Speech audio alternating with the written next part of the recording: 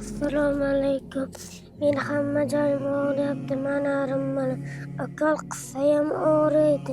Yordam beringlar menga. To'xtang, shoshmang. Ushbu videoni o'tkazib yubormang. Sizlardan bir iltimos bilan chiqayotgandikda, Alloh sizlardan rozi bo'lsin. Mana shu jajjigana farishta atiga 6 yosh og'ir kasallik bilan kurashib kelyapti.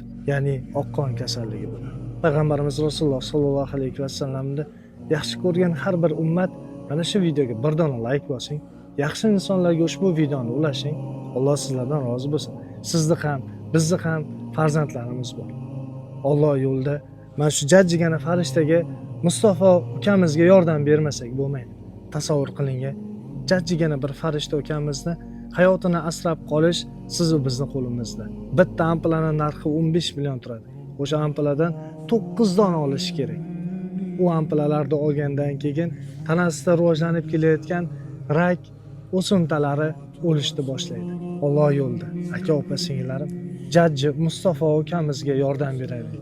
Ikki dunyo saodatini bersin Alloh.